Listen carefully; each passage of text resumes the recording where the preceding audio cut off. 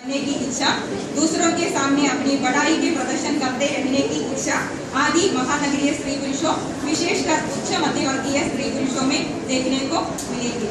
श्रीकांत वर्मा के दूसरी बार नामक उपन्यास में इन सब का स्पष्ट एवं विशुद्ध चित्रण देखा जा सकता है। दूसरे शब्दों में महानगरीय नायक माइक और महानगरीय नायिका बिंदु के माध्यम से मध्यवर्गीय जीवन संघर्ष, स्त्री पुरुष का बदलता युगबोध, आधुनिक संस्कृति की समस्याओं, अवैध स्त्री पुरुष संबंध, स्त्री पुरुषों का हीनता बोध, प्रेम, वासना, घृणा का नाटकीय व्यापार आदि समस्याओं का चित्रण श्रीकांत वर्मा ने अपने उपन्यास में प्रस्तुत किया है।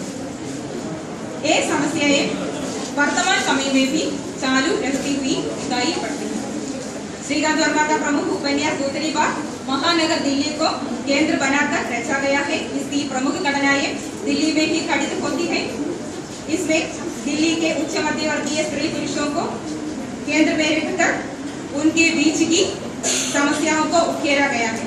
नायक और नायिका के परस्पर आकर्षण विकर्षण, मिलन अलगाव, फिर मिलन और फिर अलगाव के माध्यम से उनके बीच की समस्याओं तथा उन दोनों पात्रों के माध्यम से महानगरीय उच्च मध्यवर्गीय जीवन की विभिन्न समस्याओं का आंखों देखा हाल श्रीकांत वर्मा के प्रमुख उपन्यास दूसरी बार में प्रस्तुत किया गया है। ये समस्याएं वर्तमान महानगरीय जीवन में युगबोध को अपने साथ लिए हुए उसी तरह या थोड़े ही परिवर्तन के साथ मौजूद है। अतः हम कह सकते हैं कि श्रीकांत वर्मा के द्वारा अपने उपन्यासों में जिन समस्याओं का चित्रण हुआ है वे सब आज के महानगरीय जीवन में देखा जा सकता है। इसमें कोई संदेह की आवश्यकता नहीं। श्रीकांत वर्मा ने अपने उपन्यास दूसरी बार में महानगरीय जीवन यानी महानगरीय जीवन के सहजीवन यानी लिविंग टुगेदर को निरर्थक साबित किया है। महानगरीय उच्च मध्यवर्गीय युवक युवतियों के बीच सहजीवन एक आम बात बन गई है। इस बात पर स्त्री या पुरुष कोई संकोच, डर या लज्जा का अनुभव नहीं करता, लेकिन यह सहजीवन कई कारणों से जल्दी टूट जाता है। टूटने के बाद कभी मिलते हैं और कभी अलग हो जाते हैं। इस प्रकार के संबंधों में वैवाहिक पवित्रता नहीं रहती। महानगरीय उच्च मध्यवर्ग के स्त्री पुरुषों के बीच के सहजीवन के टूटने के कारण कभी पुरुष या कभी स्त्री मानसिक संघर्ष का अनुभव करने के लिए विवश हो जाता है। कुछ के लिए तो एक मानसिक संघर्ष आजीवन पीछा लगा रहता है। कुछ लोग तो अपने पूर्व के सहजीवन को जल्दी भी भूल जाते हैं और दूसरे सहजीवन में संबद्ध रहते हैं। वैवाहिक जीवन में पवित्रता, दीर्घता, परस्पर विश्वास, परस्पर आत्मसमर्पण की भावना बनी रहती है। सहजीवन में इन बातों की अवगणना के कारण उसमें सदैव संघर्ष की स्थिति बनी रहती है। दूसरी बार उपन्यास का नायक उच्च मध्यवर्गीय युवक होते हुए भी सहजीवन से प्राप्त मानसिक संघर्षों ने उसे सदा के लिए शक्तिहीन, धैर्यहीन और ठीक समय पर निर्णय लेने में अशक्त बना दिया है। श्रीकांत वर्मा की कहानियों में चित्रित प्रथम समस्या पारिवारिक संबंधों में तनाव है। स्वतंत्रता प्राप्ति के बाद परिवेश और परिस्थितियों में आए बदलाव ने पारिवारिक संबंधों और मूल्यों में काफी परिवर्तन ला दिया है। आजकल मध्यवर्गीय परिवारों में व्यक्ति संबंधों के बीच, विशेषकर पति पत्नियों के बीच तथा माता पिता संततियों के बीच अक्सर तनाव बना रहता है। कहानियों में उकेरा गया है। यद्यपि ये पात्र अकेलेपन से जूझते हैं तो भी वे उससे मुक्त नहीं हो पाते। अस्तित्व की खोज श्रीकांत वर्मा की कहानियों की एक दूसरी प्रमुख समस्या है। मध्यवर्गीय जीवन अस्तित्व के लिए तरसते रहते हैं, लेकिन उन्हें अस्तित्व का पता कहीं नहीं मिलता। संक्षिप्त परिचय समाप्त करती हूँ।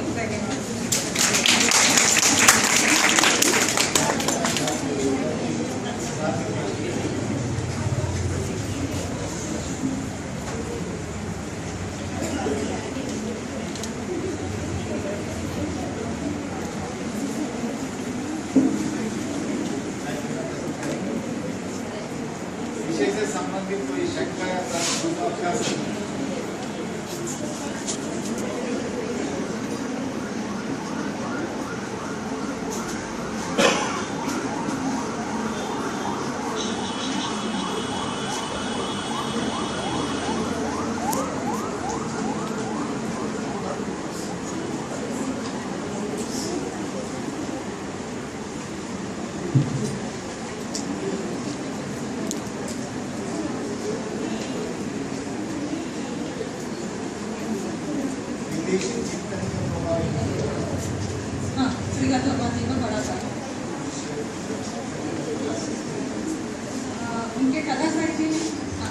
पाश्चात्य संस्कृति का प्रभाव भी ज्यादा श्रीराम शर्मा जी के कथा साहित्य में पड़ा था। जैसे मैंने कहा था सहजीवन की जिंदगी, आजकल ज्यादातर महानगरों में सहजीवन की जिंदगी को ही देखने को मिलती है और उसके टूटन से अक्सर लोग बनते और बिगड़ते हैं। यही श्रीकांत वर्मा के विदेशी प्रभाव का कथा साहित्य में मिलता है। आपके हिसाब से ये सही है? समझे नहीं है? संजीवन जो है हाँ। आपके हिसाब से सही है? गलत है, गलत होना भी चाहिए। गलत है फिर भी लोग संजीवन जीवा रहे हैं।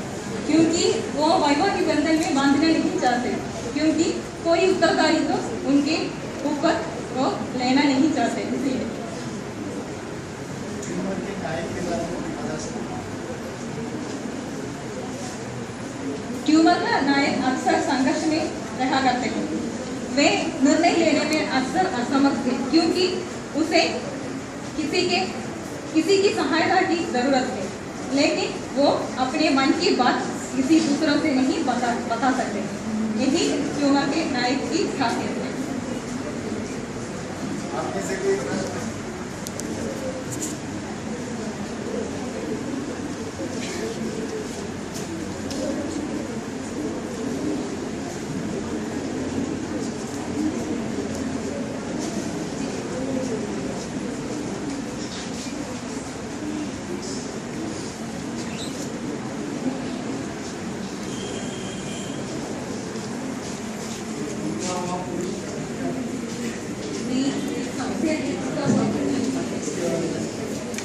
दूसरी बार उपन्यास के नायक को उदाहरण में ले तो वह अपनी प्रेमिका के प्रति अधिक लगाव रखते हैं, लेकिन प्रेमिका को उसके प्रति कोई खासियत नहीं है, क्योंकि वो अपने बारे में ही केवल सोचते हैं। इसलिए वो उपन्यास के आदि से अंत तक उसका मन टूटा हुआ ही दिखाई देते हैं। इसलिए मैंने संशय के रूप में टूटा हुआ पुरुष को स्वीकार किया।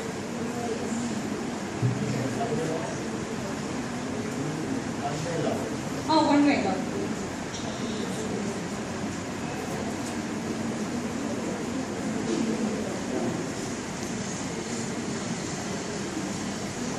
चाहते हैं आप